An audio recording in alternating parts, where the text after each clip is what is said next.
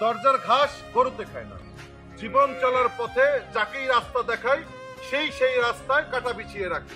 জীবনে চলার পথে আপনি আপনার সম্পর্ক নষ্ট হচ্ছে, যেমন প্রসঙ্গে প্রসঙ্গে কথা আসে ভাই ধন রক্তের বাঁধন যদিও ছিন্ন হয় কোনো নারীর কারণ না। এখন আর নারী দরকার হয় না, এখন ভাই বন্ধু, জাগা জমি, লোভে লালসা, টাকা পয়সা, স্বার্থে ব্যাঘাত ঘটলেই ভাই বেরোতার মধ্যে সম্পর্ক থাকে না।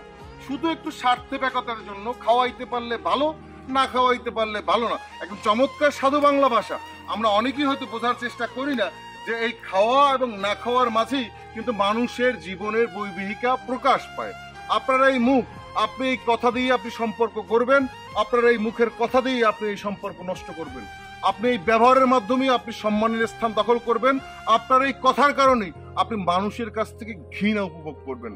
দেখুন, মরার খাটিয়ায় যদি একবার উঠে যান, বাঁশঝাড় থেকে কিন্তু আর ফিরে আসতে পারবেন না। বিষয়টা মাথায় রাখবেন।